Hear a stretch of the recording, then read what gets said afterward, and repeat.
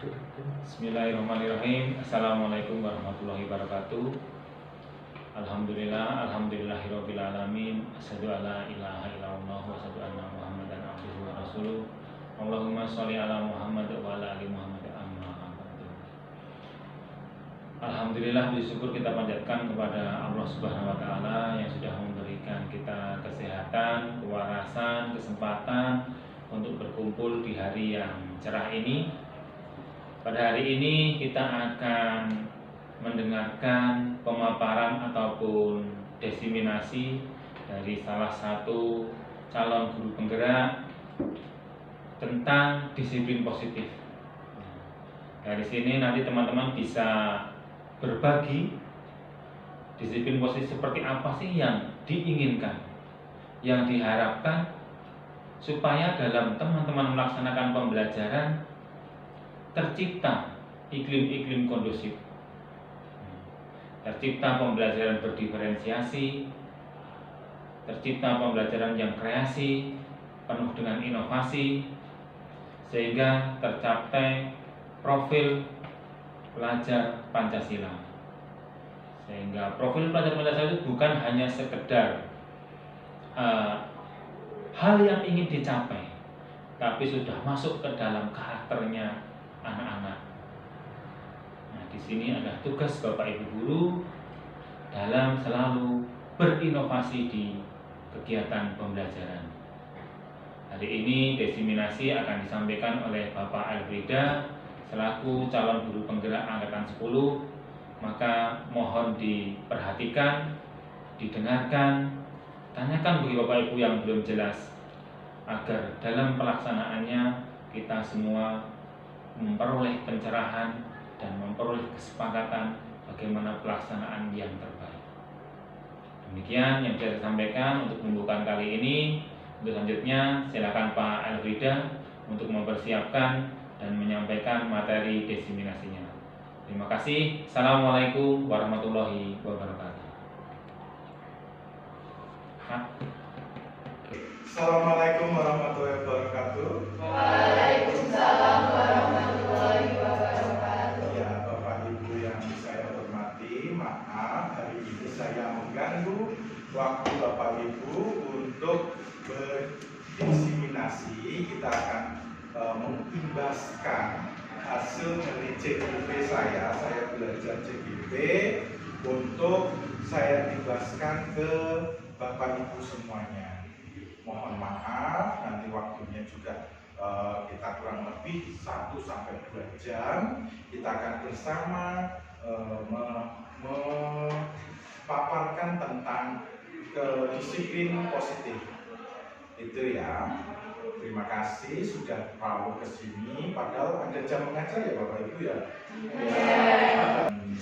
Buatkan video untuk Bapak kepala sekolah kita.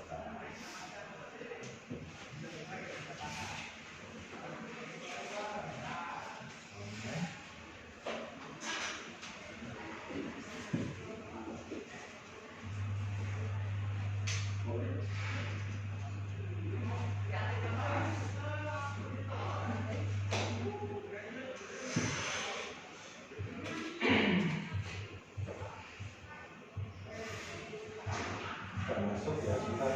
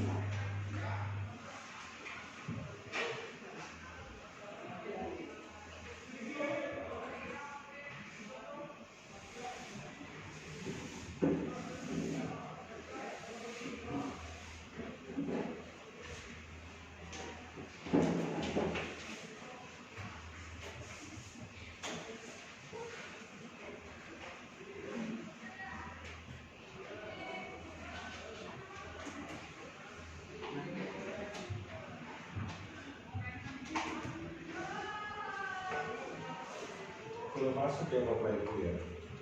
Maaf, sedikit kendala teknis Bapak Ibu, maklum.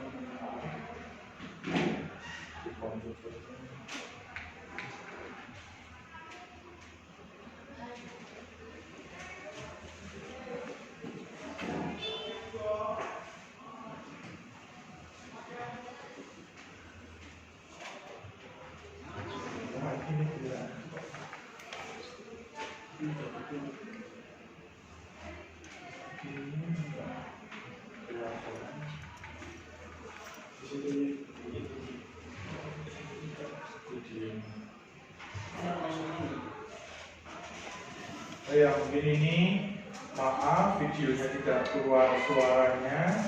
Intinya Bapak Kepala Sekolah Bagi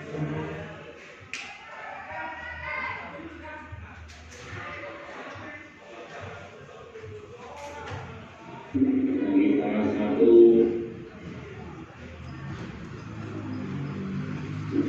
Bismillahirrahmanirrahim. Assalamualaikum warahmatullahi wabarakatuh. Alhamdulillah, alhamdulillah, segera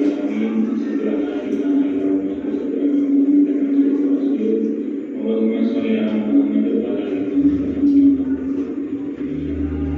Alhamdulillah, disebut kita panjatkan kepada Allah Subhanahu wa taala yang sudah memberikan kita kesehatan, kewarasan, kesempatan untuk berkumpul di hari yang cerah ini.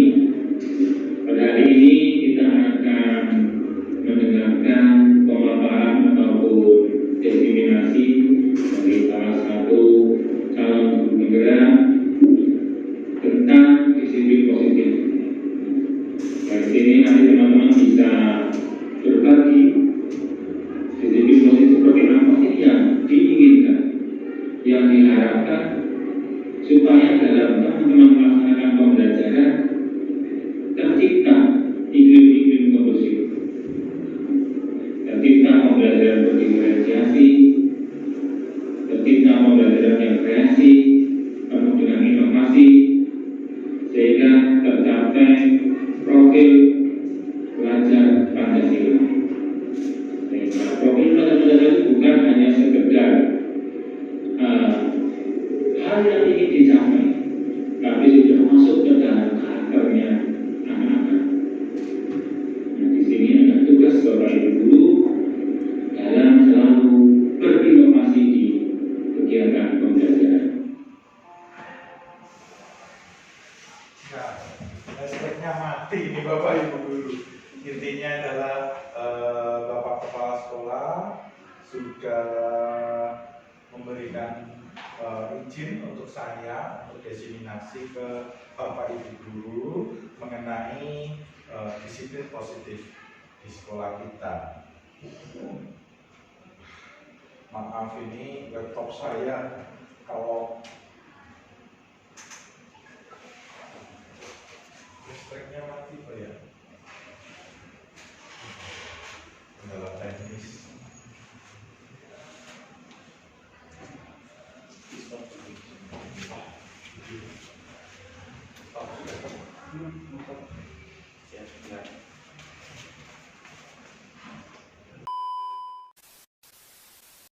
Oke, terima kasih. Maaf, kita lanjutkan. Tadi sudah kita mendengarkan pembukaan dari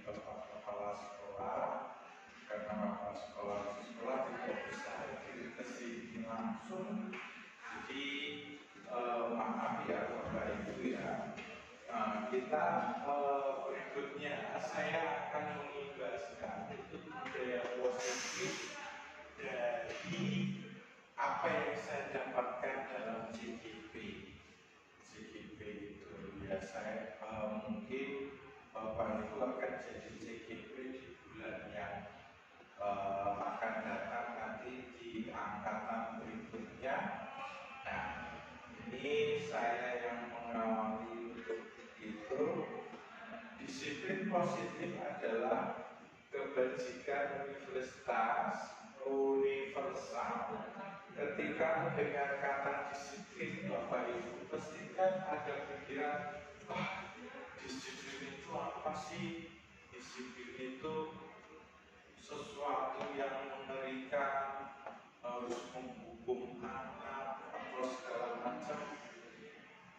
Ada nggak terbesit apa namanya yang dengan kata disiplin? Mungkin ada yang kita ambil diskusi aja ya Bapak Ibu ya, kita lebih ringan, yang lebih enak, tidak menggurui juga gitu ya. Pernah tahu kata disiplin itu? Pernah ya? Apa yang dipikirkan oleh Bapak Ibu di sini? Menghukum anak gitu ya? Apa bagaimana Bapak Ibu? Tepat waktu ya, berani, pintar sekali, selalu tepat waktu anak-anaknya Bu. Ibunya juga. Oh iya, berani memang ya, luar biasa. Tertawa saja nggak apa-apa Bapak Ibu, kita nggak terlalu formal. Nah, terima kasih Bu Rani. Tadi Bu Rani bilang disiplin itu tepat waktu. Betul. Itu salah satunya ya, salah satunya. Dan banyak hal lagi. Yang lainnya, patuh pada peraturan ya Pak Arif ini. Pak Arif ini guru baru jadi ya.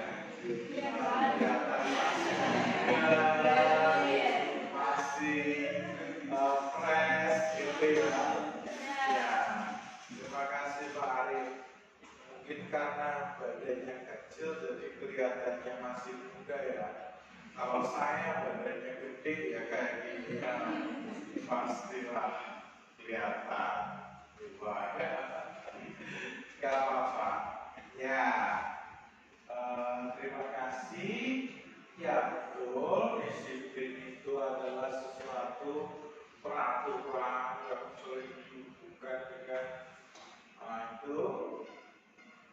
Nah, di sini disiplin dimaknai lain oleh Jajar Dewantoro, Bapak pendidikan kita. Dan tahu ya Bapak pendidikan kita ya, Bapak Jajar Dewantoro itu banyak pemikirannya yang atau apa itu yang masuk ke dunia pendidikan sekarang. Kurikulum Merdeka itu juga dicetuskan oleh Bapak Jajar Dewantoro tentang disiplin. Nah, Bapak Jajar Dewantoro disiplin itu kita sendiri mewajibkan untuk sekeras-kerasnya tetap itu sama saja, sebab jika kita tidak cakap melakukan self disiplin, wajiblah penguasa lain mendisiplinkan diri kita. Jadi kalau kita tidak bisa mendisiplinkan diri sendiri, kadang-kadang orang lain yang mendisiplinkan diri kita. Contohnya, Bapak Ibu sudah dewasa ya. Bapak Ibu di rumah, kalau Bapak Ibu tidak merapikan tempat yang berantakin anak, atau kita tidak memarahi anak itu kan tidak menemukan disiplinnya. Akhirnya kita yang ayo baju ditaruh di tempatnya, ayo baju kotor taruh di tempatnya. Itu karena orang tua itu bersifat mendisiplinkan anak. Nah, bayangkan kalau tidak ada disiplin, hanya tidak diperingatkan oleh orang lain, otomatis kita akan berbuat semau. Itu ya Bapak Ibu ya.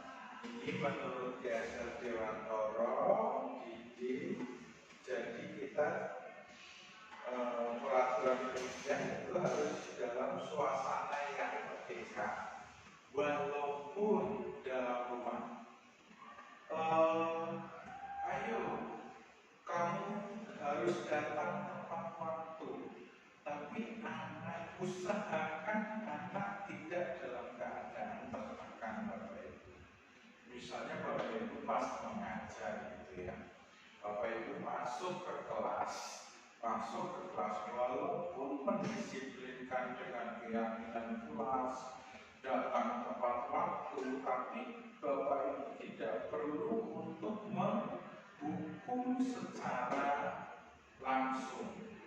Itu yang dimaksudkan dalam diajaran Dewantoro. Mungkin ada yang sebelum kita lanjutkan, mungkin ada yang ingin diberi masukan, Pak Haryanto. Mungkin disiplin itu sangat penting, Pak. Disiplin terutama untuk menerapkan ke anak kita. Ya. Salah satu yang bisa kita terapkan untuk anak kita biasanya itu masuk tepat waktu, Pak. Masuk tepat waktu. Ya. Jadi anak itu dibiasakan tepat waktu itu salah satu budaya positif di kelas, salah satunya. Dan itu biasanya kita sebelum kita awal pelajaran ya, biasanya kan kita sebelumnya sudah menyepakati bersama antara anak dengan kita sebagai guru ya. Agar nanti pembelajaran di depannya nanti bisa berjalan secara baik seperti itu. Mungkin itu pendapat dari saya, Pak. Terima kasih. Ya, betul sekali Pak Haryanto ya. Disiplin itu dibutuhkan. Ada yang lain ingin berpendapat? Ibu Maya mungkin. Kalau dalam mengajar bagaimana Ibu? Disiplin itu emang perlu ya. Biasanya kalau kita itu pertama terpaksa, kemudian terpaksa. Pertama itu harus dipaksa dulu dan lama-lama nantinya akan terbiasa. Betul sekali. Terima kasih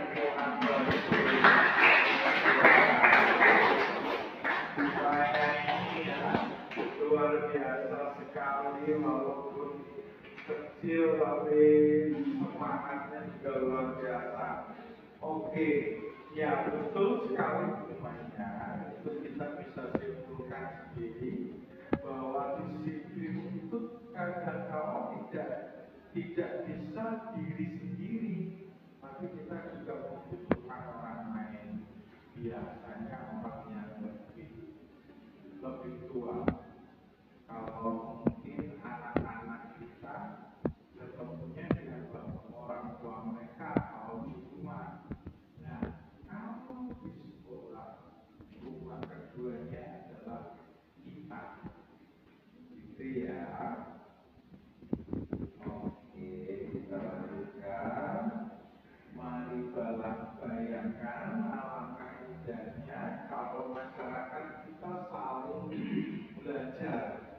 Jadi kita itu tidak bisa hidup sendiri. Pastikan Bapak Ibu juga punya suami, punya istri, itu kan juga karena untuk saling mengingatkan. Itu tidak bisa kita itu hidup sendirian.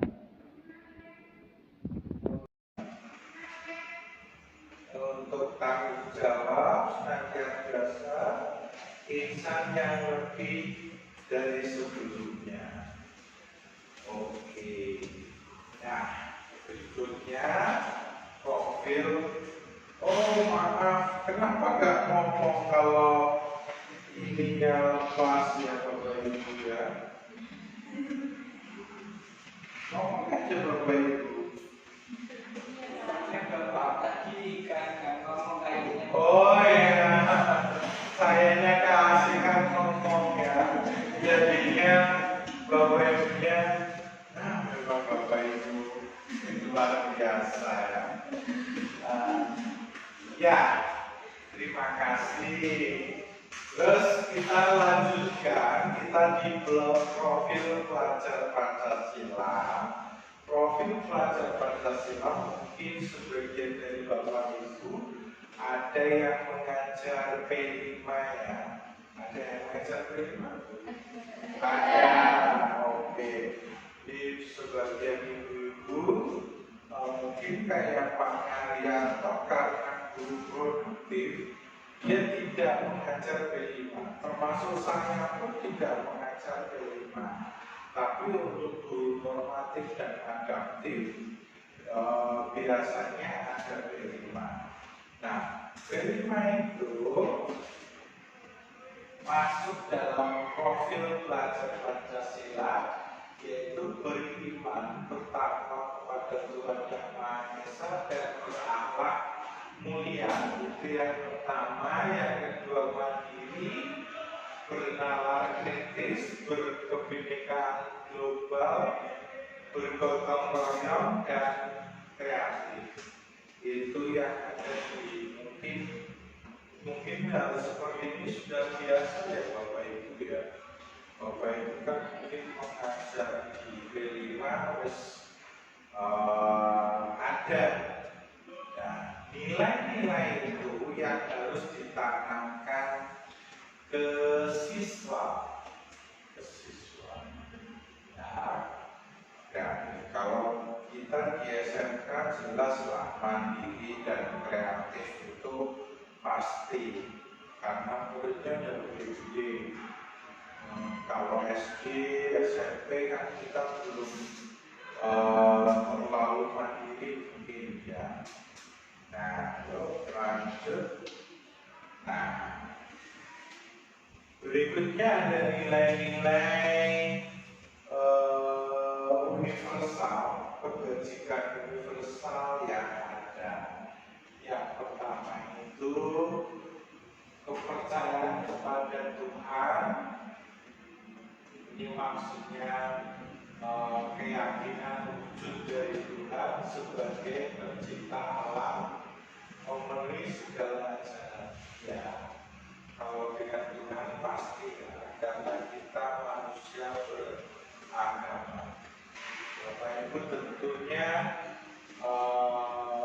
takut dengan agamanya masing-masing, percaya hingga menyebabkan kita menjadi disiplin, membaikkan kita, terus bertanggung jawab. Nah, tentu bertanggung jawab itu juga menjadi standar dalam nilai-nilai bertanggung jawab. Bapak Ibu kan juga mesti bertanggung jawab dengan diri Bapak Ibu sendiri, itu ya, dengan keluarganya, dengan istrinya, dengan anaknya, suaminya, gitu ya. Itu juga ada tanggung jawab, berdikari, harga diri, kerajinan, berterima kasih, patriotisme, kebebasan, keberanian, kejujuran. Jujur, rasional, baik hati, hemat tinggi, hemat. Bapak Ibu hemat? Hemat dong. Hemat ya. Piye caranya duit gajian bisa nyadar sebulan kan? Iya. Iya. Iya, ada ini Pak Karya senyum-senyum. Biasanya ibu-ibu yang ngecak gitu ya. Tapi kalau bapak ya terus hormat, kasih sayang, kerjasama, kesehatan sederhana. Nanti saya bagikan PPT-nya kepada Bapak Ibu. Ini sebenarnya untuk anak-anak. Ini tuh sebenarnya temanya untuk anak-anak. Biar nanti kalau Bapak Ibu ngajar mungkin bisa disisipkan hal-hal yang seperti ini. Inilah kebaikan. Itu ya. Nah, kita share ke Bapak Ibu agar juga bisa digunakan untuk mengajar ke anak. Oke. Selanjutnya, nah sebelum masuk ke keyakinan kelas, dari apa tadi namanya, itu ada yang ingin didiskusikan, ada yang ingin didiskusikan ya sebelum kita masuk ke keyakinan kelas. Bukannya dan paham banget karena mungkin sudah mengajar, saya sudah mengajar lama, saya sudah apa namanya, ya sudah mengajar lama kan intinya otomatis pengalamannya tidak banyak tahu gitu ya. Oke. Terus kita masuk ke keyakinan kelas. Keyakinan kelas, tapi kita bicara tentang budaya positif. Seperti yang di foto itu ada budaya positif, lingkungan positif, keyakinan kelas. Baru terciptalah peraturan kelas. Mungkin Bapak Ibu kalau di kelas di awal pertemuan pasti akan ngomong keyakinan kelas, kita keyakinan kelas gitu ya, kesepakatan kelas ya, kesepakatan kelas itu bersifat memaksa apa? Enggak.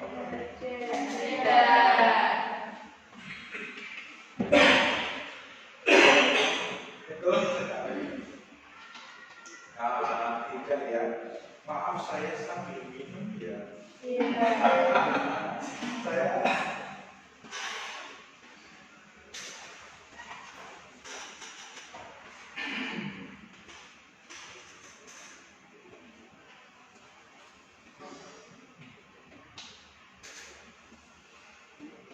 oke. Maaf Bapak Ibu, saya juga kadang-kadang kalau di kelas karena saya sering batuk, mungkin ada sedikit radang.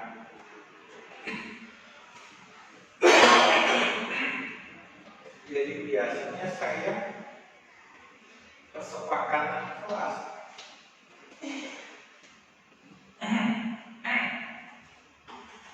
saya biasanya tetap membawa minum. Nah, itu tapi saya sudah membicarakan, mendiskusikan dengan anak. Monggo Bapak Ibu nanti kalau apa namanya disesuaikan dengan apa yang menjadi keinginan berdua antara Bapak, Ibu, dan anak. Nanti ditentukan, itu nanti akan membuatlah yang namanya keyakinan kelas. dan keyakinan kelas itu yang akan dijalani bersama. Mungkin dalam kelas itu, waktu mengajar atau waktu mabuk itu di dalam itu bisa. Gitu ya, keyakinan kelas. Nah, keyakinan kelas itu ada yang pertama adalah disiplin. Ada disiplinnya di sini. Biasanya contohnya ini ada datang tepat waktu, kalau masuk kelas nggak boleh telat, segala macam. Itu bisa dimasukkan di dalam keyakinan kelas. Terus mengerjakan tugas tepat waktu, mengikuti kegiatan upacara, memakai seragam, menggunakan kata-kata sopan. Ini semuanya termasuk dalam disiplin Bapak Ibu. Jadi mungkin Bapak Ibu memasukkan di keyakinan kelasnya ini. Terus berikutnya Bapak Ibu bisa memasukkan nilai religius. Religius itu biasanya Bapak Ibu kan salam. Kalau masuk Assalamualaikum atau segala macam gitu ya. Itu atau membaca sesama di awal. Mungkin di SMK 1 Belanda kan ada literasi ya. Bapak Ibu di awal itu bisa dimasukkan juz amma atau Asmaul Husna. Ya Bapak Ibu mungkin sudah tahu lah ya. Terus berdoa sebelum dan sesudah pembelajaran. Ini contoh keyakinan religius yang bisa dimasukkan. Berikutnya adalah peduli lingkungan. Peduli lingkungan itu untuk kebersihan sesuai jadwal. Ini jelas Bapak Ibu pasti akan mengingatkan orang untuk jadwal ya, jadwal. Terus mengikuti kegiatan kebersihan di sekolah, membuang sampah, menjaga kelas tetap bersih. Kira-kira Bapak Ibu di kelas mungkin kan kalau di program kesiswaan ada bisa. Masih ingat Bapak Ibu? Apa? Lihat sampah, ambil. Nah, itu contoh mungkin yang bisa dimasukkan dalam keyakinan kelas. Ya, bentar ya, Bapak Ibu.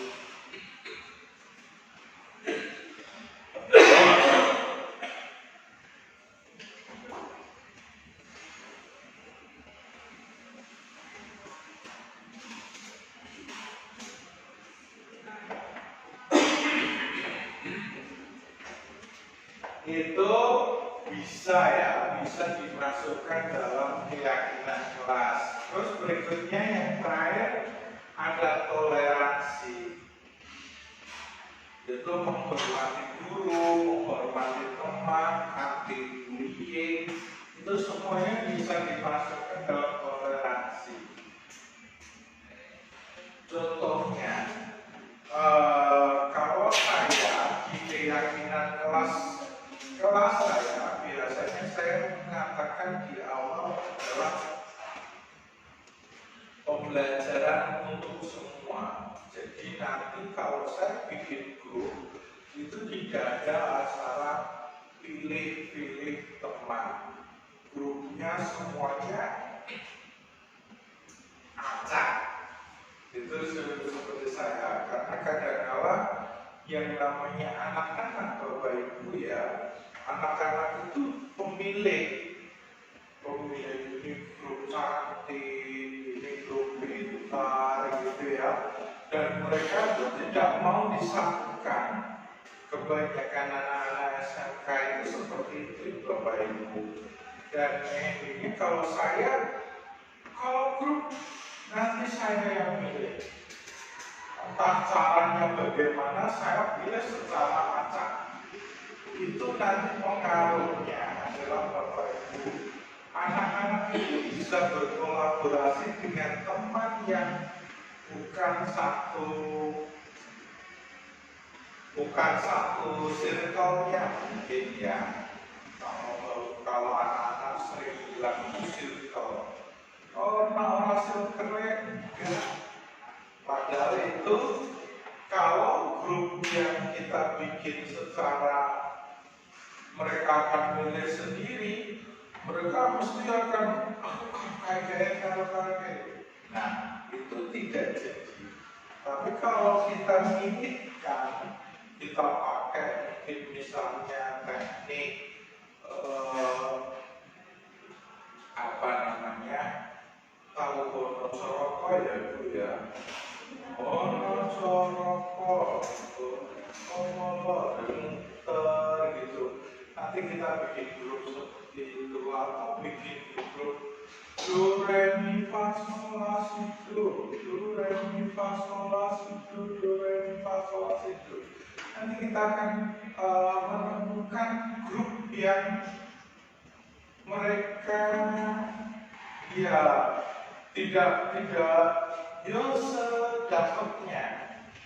Nah, itu mereka belajar berkolaborasi. Gitu ya Bapak Ibu ya. Oke, ada yang ingin didiskusikan. Kita tanya diskusikan aja ya, biar lebih enak. Ada yang ingin didiskusikan? Iya, Bu Maya. Iya. Apa? Pernah bikin keyakinan kelas di kelasnya Bu Maya? Iya Pak. Nah, itu kan kadang ada anak yang mengusulkan boleh membawa HP gitu. Nah itu kira-kira nanti konsepnya seperti apa ya Pak ya, agar anak-anak itu juga bisa mengerti keyakinan kelasnya itu termasuk yang mana. Oh iya, itu berarti termasuk disiplin ya Bu ya. Jadi kalau membawa HP dan kalau saya itu diperbolehkan karena gini, karena saya kadang-kadang soal saya kirim lewat HP, jadi otomatis HP itu diperbolehkan. Tapi mungkin yang Bapak Ibu yang menerangkan itu mungkin pengennya kan anak-anak tidak main HP ya. Nah itu kadang-kadang itu yang agak susah. Nah itu di kesepakatan awal bisa dibicarakan sama anak mau pakai HP atau tidak. Nah nanti kalau mau pakai HP misalnya saya berarti kata-katanya adalah HP digunakan untuk pembelajaran. Nah mungkin itu kalimatnya sudah menjadi kalimat positif.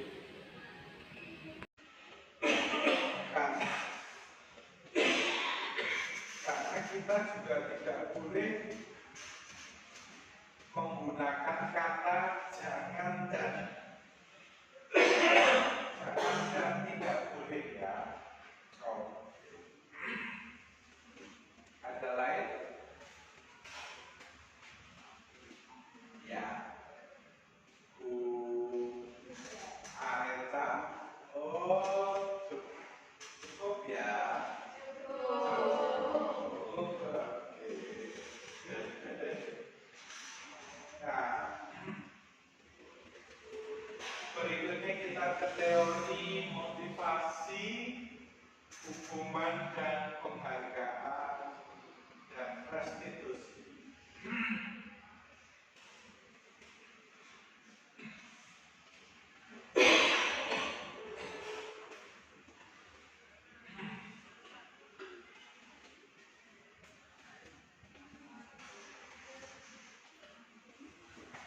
Pada dasarnya Bapak Abraham Maslow itu mencetuskan teori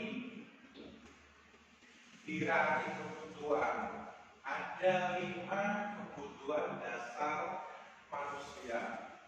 Bapak Ibu mesti tahu kan ya,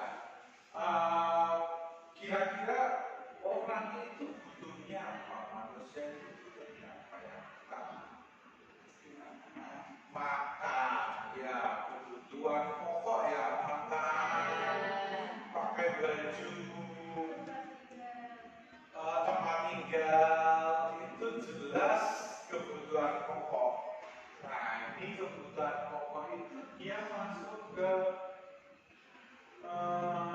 ini 5 kebutuhan pokok yang itu yang pertama kebutuhan psikologis, maaf Bapak Ibu ribet ya. Terus kebutuhan akan keamanan, kebutuhan sosial, kebutuhan dihormati, dan kebutuhan akan mencapai sesuatu.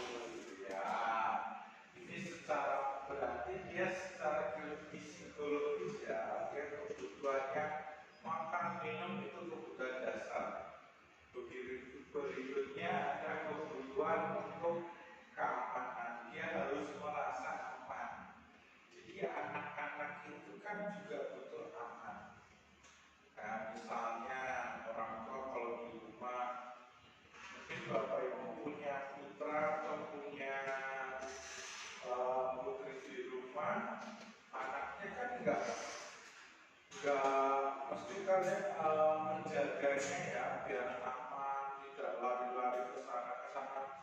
Dia biar aman, duduk saja, karena biar aman. Tuh, ya. Oke, saya cepatkan saja. Ini ada hukuman dan penghargaan ya. Jelas. Bapak Ibu kalau mengajar selalu ada hukuman. Kalau yang salah mesti dihukum ya. Nah, kalau yang apa namanya? Yang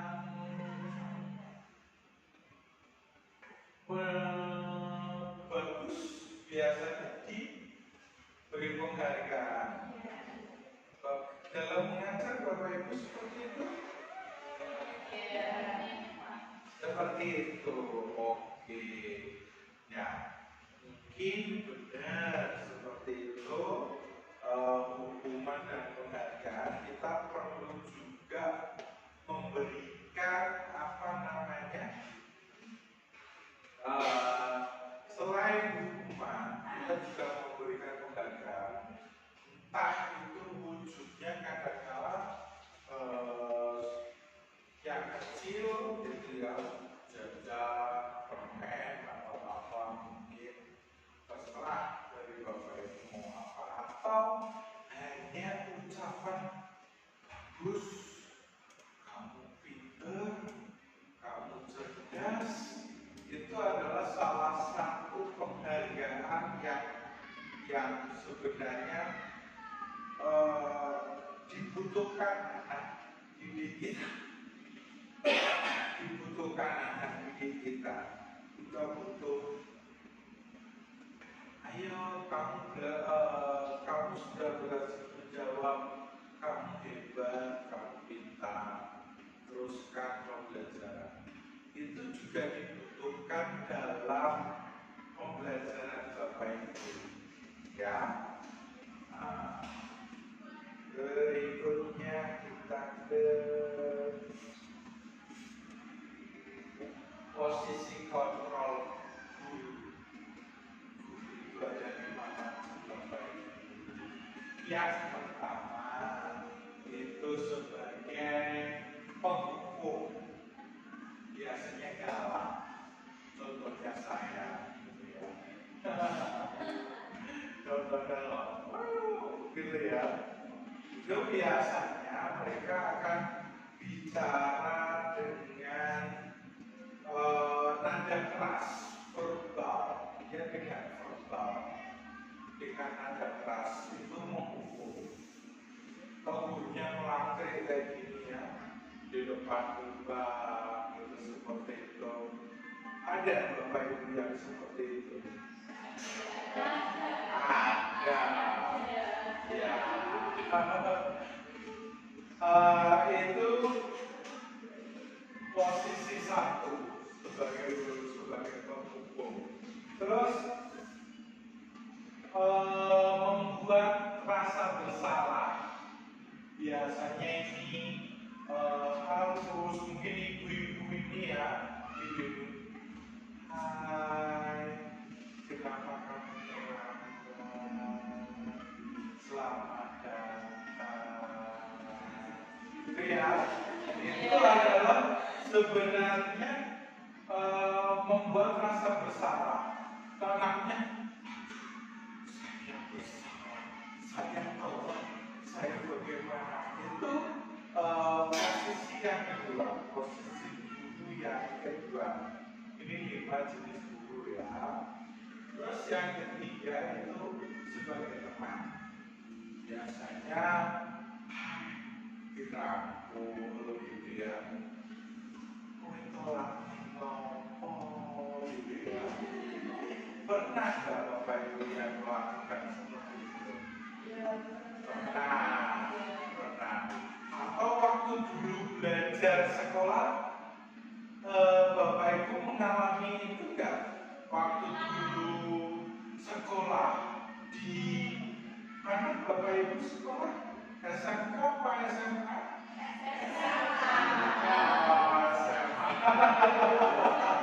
Variatif sekali ya. Ada yang di SMA, ada yang di SMK. Ada nggak guru yang kadang kalau merangkul gitu coba-coba? Telah ngobrol. Pernah ya? Kayak rasa tenang. Itu posisi guru yang ketiga, dia sebagai teman. Terus posisi guru yang ketiga itu sebagai pemantau, mengendalikan data di belakang murid, lihat rapotnya, rapotmu ini elek, ini segala macam. Ya, itu contoh guru yang keempat. Terus yang kelima, sebagai manajer atau kontrol, dia biasanya hanya melihat saja. Mungkin itu posisi-posisi guru yang ada di tempat kita. Terus berikutnya,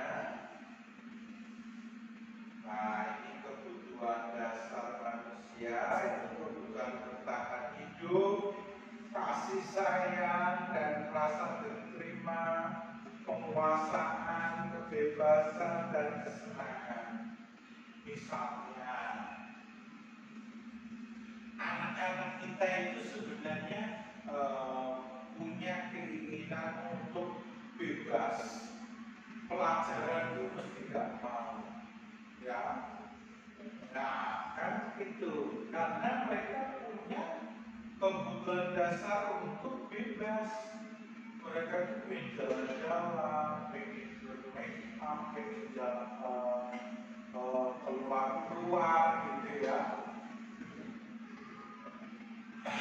Itu kebebasan. Penguasaan, kalau penguasaan itu satu sama lain pasti ada rasa seperti itu dan kesenangan. Kalau senang jelas ya Bapak Ibu pengen mesti semua senang. Terus kasih sayang dan rasa terima kasih. Jadi biasanya anak-anak yang di orang tuanya baik-baik itu biasanya di sekolahnya juga baik. Misalnya anak-anak yang di rumahnya itu perhatian, diperhatikan orang tua, di sekolah itu biasanya akan menjadi baik juga, ya, anaknya baik, itu perhatian. Terus berikutnya kita ada di segitiga restitusi, yaitu yang pertama itu menstabilkan identitas, memvalidkan tindakan yang salah dan menanyakan keyakinan kelas. Itu segitiga restitusi yang ada itu bisa dilihat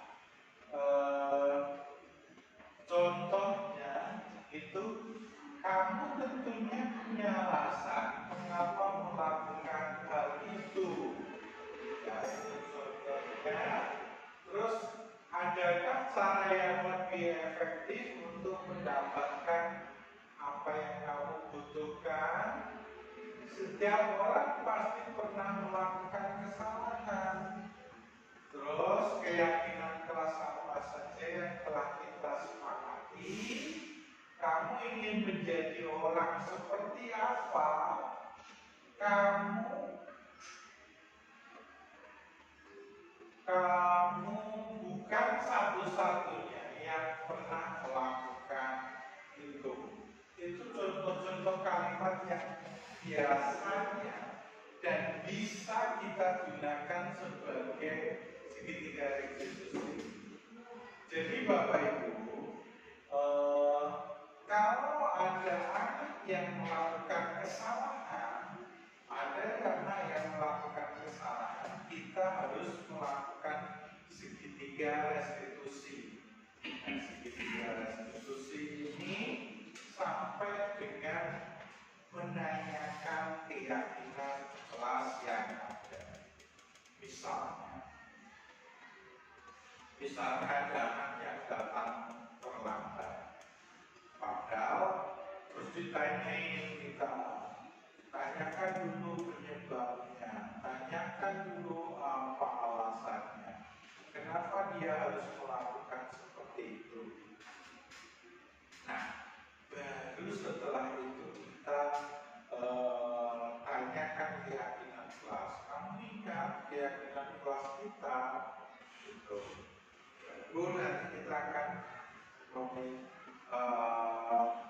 untuk meminta maaf. Itu ya segitiga restitusi. Nah, ini dokumentasi dengan pembelajaran saja. Terus ini ada umpan balik, ya, umpan balik.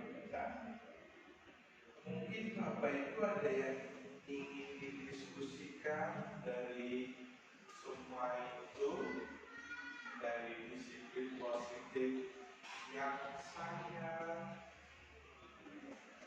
bahkan pakaian Kita mungkin gini Pak, sebagai guru dari posisi kontrol yang sudah dijelaskan di awal tadi ya, itu ada menghukum, ada teman, kemudian ada membuat rasa bersalah, kemudian ada memantau dan manajer. Kira-kira dari 5 itu yang cocok untuk kita sebagai guru itu apa ya Pak?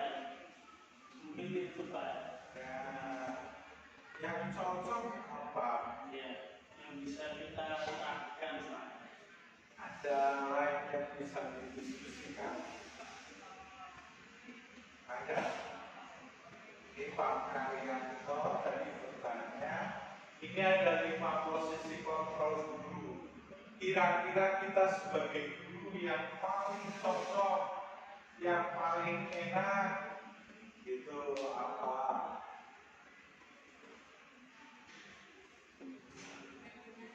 Ya, Bu Maya, silakan Bu Maya. Mungkin yang paling cocok untuk kita itu sebetulnya di posisi manajer mungkin ya. Iya. Tapi kalau secara pribadi saya juga belum begitu bisa untuk yang manajer. Kalau saya itu biasa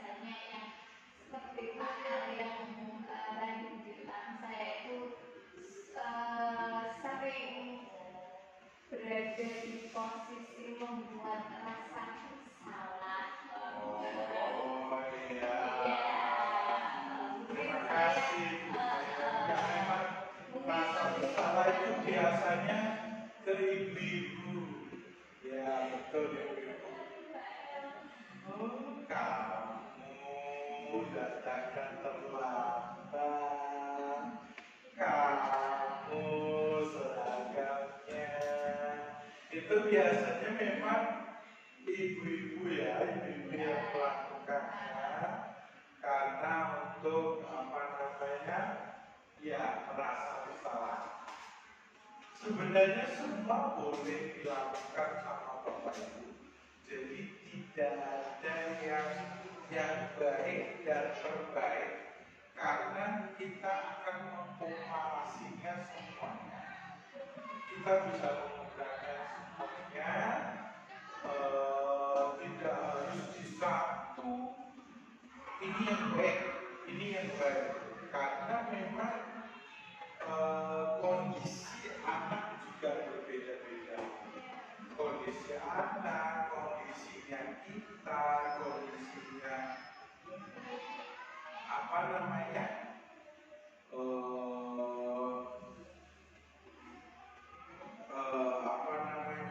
rekan kita itu juga akan banyak berpengaruh.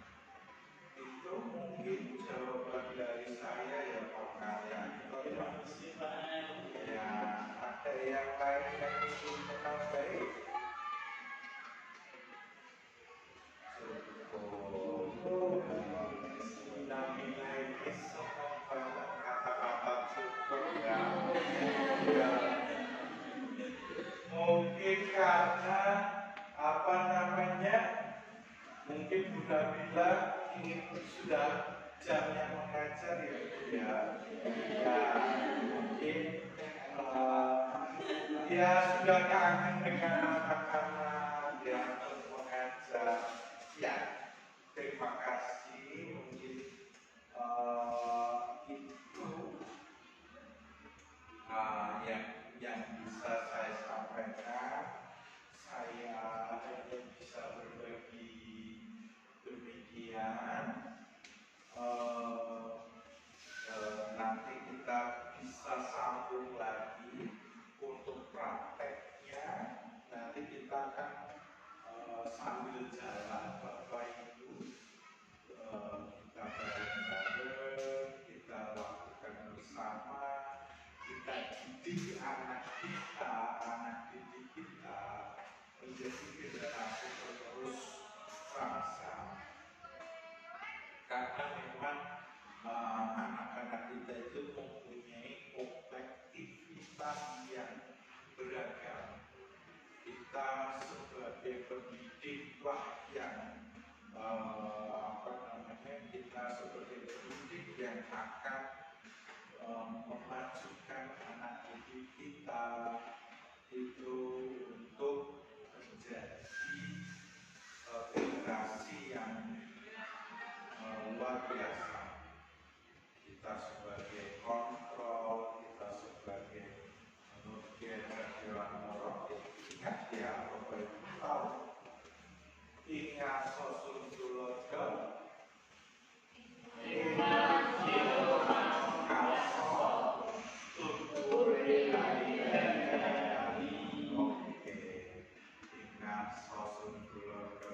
itu adalah di depan memberikan contoh.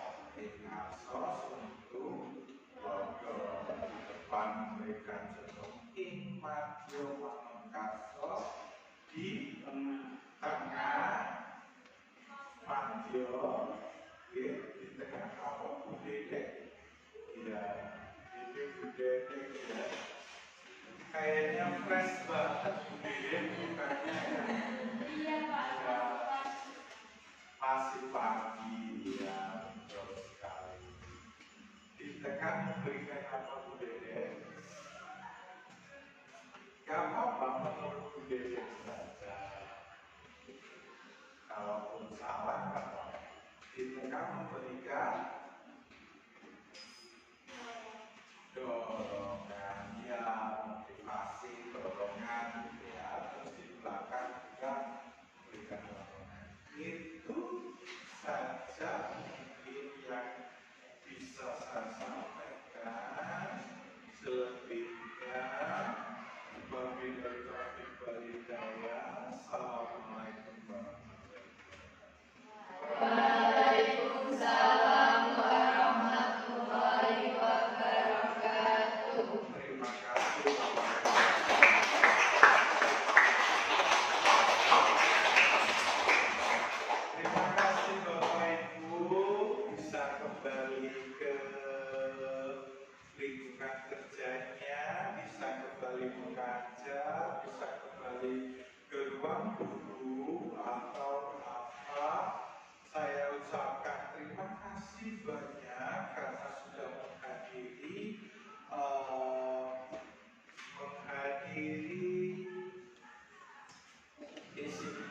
saya kita sudah melakukannya itu karena saya berbagi praktek.